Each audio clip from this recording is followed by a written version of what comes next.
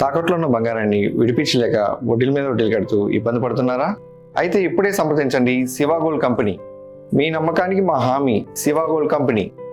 2028లో రాజధాని అమరావతి తొలిదశ ప్రారంభిస్తామని ముఖ్యమంత్రి చంద్రబాబు ప్రకటించారు. పోలవరం ప్రాజెక్టును వచ్చే ఏడాది మార్చిలో ప్రధాని మోదీ చేతుల మీదుగా జాతికి అంకితం చేస్తామన్నారు. 5 ఏళ్ల వైసీపీ పాలన వల్ల ఆదాయం భారీగా కోల్పోయామని వివరించారు. ఈ 2 ఏళ్లలో ఏపీ బ్రాండ్ను పునరుద్ధరించి 23 లక్షల కోట్ల ఒప్పందాలు చేసుకున్నామని ప్రకటించారు. సాంకేతికత సాయంతో చేస్తున్న పాలన కారణంగా గొడ్డలిపాటి అల్లాడిపోతోందని సీఎం ఎద్దేవా చేశారు.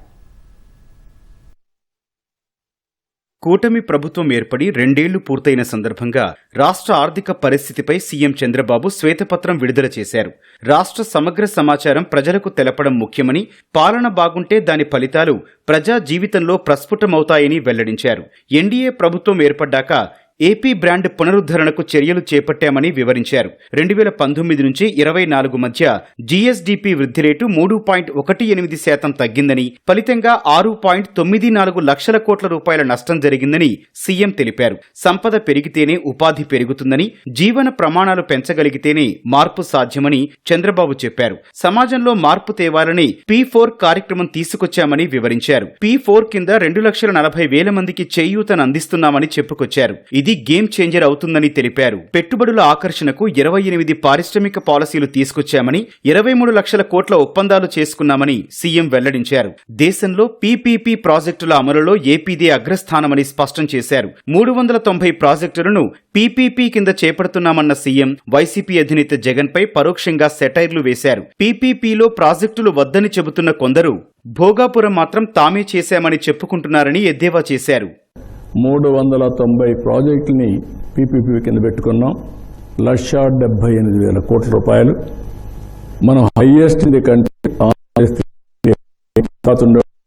తమిళనాడు. దీనివల్ల ownership and control remains with government. It is a time period.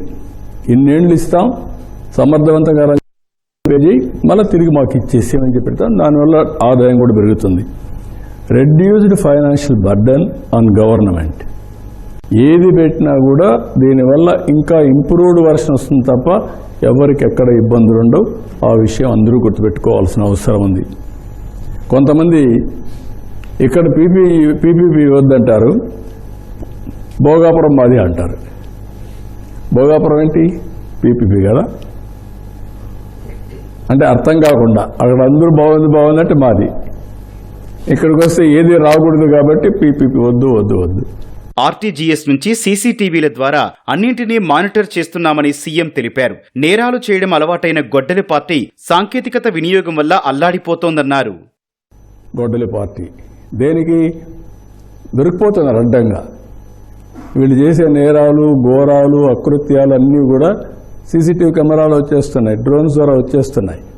Nobody can escape, law and order nobody can breach. ఆ స్టేజ్ తీసుకొస్తున్నాం. అందుకే రియల్ టైమ్ గవర్నెన్స్ 4.0. దీంతో మీకు రాబోయే రోజుల్లో ఎవరైనా ఇష్టం లేని వాళ్ళు రాజకీయంతోనో, కులంతోనో, మతంతోనో వ్యతిరేకిస్తే తప్ప not with performance. I'm very clear on that. Amaravati self finance project అని ముఖ్యమంత్రి పునరుద్ఘాటించారు. అమరావతిని టెక్నాలజీ హబ్ గా తీర్చిదిద్దుతామని స్పష్టం చేశారు. 2028లో అమరావతి తొలిదశ ప్రారంభిస్తామని సీఎం ప్రకటించారు. పోలవరం ప్రాజెక్టు ఏపీకి లైఫ్ లైన్ అని ఉద్ఘాటించారు. వచ్చే ఏడాది మార్చిలో ప్రధాని చేతుల మీదుగా ఈ ప్రాజెక్టును ప్రారంభిస్తామన్నారు. ఒక పక్క నిన్న కూడా పీఎం గారికి చెప్పాను, 28లో అమరావతి ఫేజ్ 1 స్టార్ట్ చేస్తున్నాం. No choice. Number 2 Polavaram irrigation project lifeline, జీవనాడి. దీంతో చాలా సమస్యలు పరిష్కారం అవుతాయి. ఫేజ్ 1 అన్ని పనులు పూర్తి చేసి రీహాబిలిటేషన్ ఇచ్చేసి by March project will be ready. ప్రధానమంత్రి గారి చేతుల ద్వారానే ఇనాగరేట్ చేస్తాం, అనౌన్స్ చేశాం. It is a game changer. Next, ఈ ప్రాజెక్టు వల్ల బెనిఫిట్ రాయలసీమకు దగ్గర 200 టీఎంసీ నీళ్లు గోదావరి, కృష్ణా అండ్ పెన్నా కనెక్ట్ చేస్తే మనం నీళ్లు ఇచ్చే పరిస్థితి వస్తుంది. ఉత్తరాంధ్ర సుజల స్రవంతి 63 టీఎంసీ నీళ్లు తీసుకెళ్తాం. ఈ సంవత్సరమే ఈ నెలలోనే అనకాపల్లి వరకు నీళ్లు ఇవ్వాలనుకున్నాం. రేపు రివ్యూ చేసుకొని will decide the date. Uttarandhra అభివృద్ధిని వైసీపీ హయాంలో వదిలేశారని సీఎం ఆరోపించారు. కానీ తాము అభివృద్ధి చేసి చూపిస్తున్నామని వివరించారు. డేటా సెంటర్ గురించి తెలియకుండా మాట్లాడుతున్నారని చెప్పారు. కొన్ని ప్రాంతాలు అభివృద్ధి కావు అని వదిలేశారు. ఉత్తరాంధ్ర విశాఖ దాటితే అభివృద్ధి కాదనేది స్లోగన్. ఇప్పుడు అది లేదు. ఎక్కడైతే Bhogapuram airport 1 hour journey for every place, Bhogapuram నుంచి అక్కడ అన్ని ఇండస్ట్రీస్ అన్నీ వస్తాయి. మూలపేట పోర్ట్ వస్తుంది, ఇండస్ట్రీస్ వస్తాయి, అక్కడ ఒక ఎయిర్పోర్ట్ వస్తుంది. ఇటు Anakapalli, Arcelor Mittal, biggest steel city is coming, 1 more port is coming, data centre, 4-5 data సెంటర్లు వస్తున్నాయి. కొంతమంది కావాలని డేటా సెంటర్ గురించి కూడా మాట్లాడుతున్నారు. ఏది రాకూడదు. నేను ఒకప్పుడు హైటెక్ సిటీ మాట్లాడితే ఇదే మరిగా మాట్లాడారు. నేను ఆ రోజు టవర్స్ గురించి మాట్లాడితే, టెలిఫోన్ టవర్స్ గురించి మాట్లాడితే అపోజ్ చేశారు. క్యాన్సర్ వస్తుందని మాట్లాడారు. నేను ఆ రోజు ఆ టవర్స్ వచ్చినప్పుడు ఫస్ట్ నేను గవర్నమెంట్ బిల్డింగ్స్ పై పెట్టుకుని ఆఫర్ ఇచ్చా.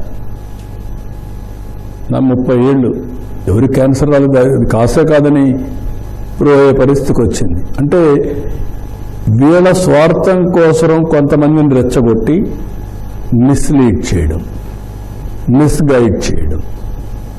మాకెందుకు స్టీల్ ప్లాంట్, మాకెందుకు డేటా సెంటర్, మాకెందుకు ఏది వద్దు, ఏం చేయాలి అంటే పేదలు కొంత బాధపడతామా?